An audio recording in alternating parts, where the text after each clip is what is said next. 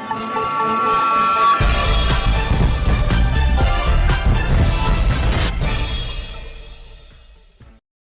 ವೀಕ್ಷಕರೇ, ಪತ್ರಕರ್ತರ ಧ್ವನಿ ನ್ಯೂಸ್ಗೆ ಸ್ವಾಗತ.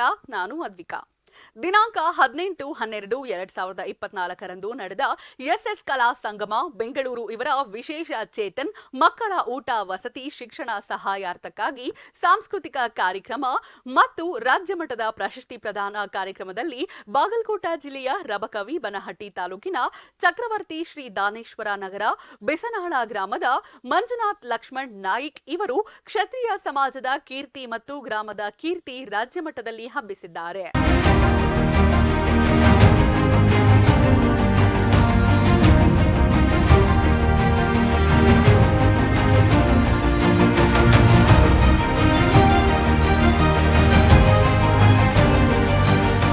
ಇವರು ಬಡ ಕುಟುಂಬದಲ್ಲಿ ಜನಿಸಿ ಇವರಿಗೆ ಜನರ ಸಹಕಾರವಿಲ್ಲದೆ ಸ್ವಾಮಿ ವಿವೇಕಾನಂದರಿಗೆ ಶ್ರೀರಾಮಕೃಷ್ಣ ಪರಮಹಂಸ ಗುರುವಿನ ಬಲವು ಹೇಗಿತ್ತು ಹಾಗೆ ಇವರಿಗೆ ಕೂಡ ಅವರ ಆಧ್ಯಾತ್ಮಿಕ ಗುರುವಿನ ಬಲದಿಂದ ಇವತ್ತು ಸಮಾಜದಲ್ಲಿ ಯುವಕರಿಗೆ ಪ್ರೋತ್ಸಾಹ ನೀಡಿ ಕನ್ನಡ ಪರ ಸಂಘಟನೆ, ರೈತ ಸಂಘಟನೆ ಹಾಗೂ ಇವರು ಮಾಹಿತಿ ಹಕ್ಕು ಕಾಯ್ದೆ ಬಳಸಿಕೊಂಡು ಇವತ್ತು ಸಾಮಾಜಿಕ ಹೋರಾಟಗಾರರಾಗಿ ಯುವಕರ ಸಂಘಟನೆ ಕಟ್ಟಿ ಇವತ್ತು ಬಾಗಲಕೋಟ ಜಿಲ್ಲೆಯಲ್ಲಿ ತಮ್ಮದೇ ಆದ ಛಾಪನ್ನ ಮೂಡಿಸಿದ್ದಾರೆ.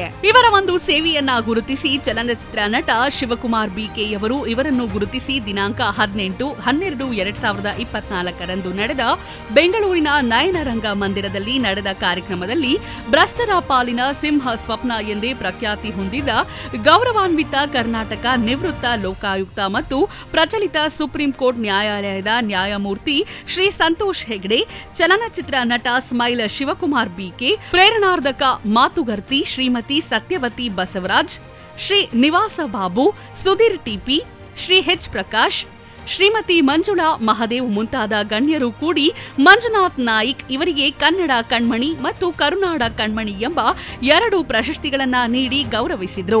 ಈ ಸಂದರ್ಭದಲ್ಲಿ ಮಾತನಾಡಿದ ಕ್ಷತ್ರಿಯ ಸಮಾಜದ ರಾಜ್ಯ ಅಧ್ಯಕ್ಷರು ಶ್ರೀ ರಾಮನ್ಗೌಡ ಪಾಟೀಲ್, ನಮ್ಮ ಕ್ಷತ್ರಿಯ ಸಮಾಜದಲ್ಲಿ ಇಂತಹ ಯುವಕರು ರಾಜ್ಯ ಮಟ್ಟದಲ್ಲಿ ಅಷ್ಟೇ ಅಲ್ಲ ಅಂತಾರಾಷ್ಟ್ರೀಯ ಮಟ್ಟದಲ್ಲಿ ಬೆಳೆಯಬೇಕು. ಇದು ನಮ್ಮ ಸಮಾಜಕ್ಕೆ ತಂದ ಒಂದು ಉಡುಗೊರೆ ಎಂದು ಸಂತೋಷ ಹರ್ಷಪಡಿಸಿದರು.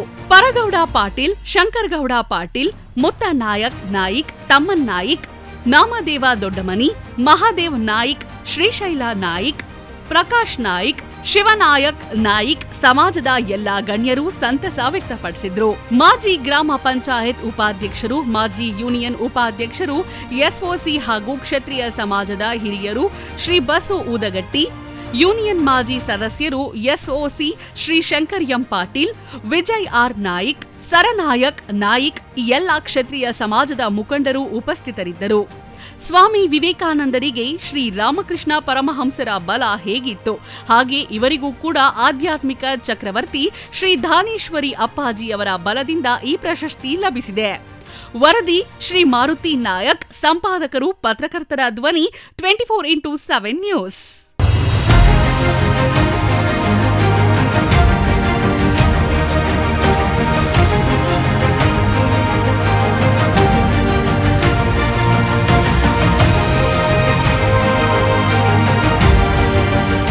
ಇದಾಗಿತ್ತು ಇವತ್ತಿನ ಪತ್ರಕರ್ತರ ಧ್ವನಿ ನ್ಯೂಸ್. ನಮಸ್ತೆ.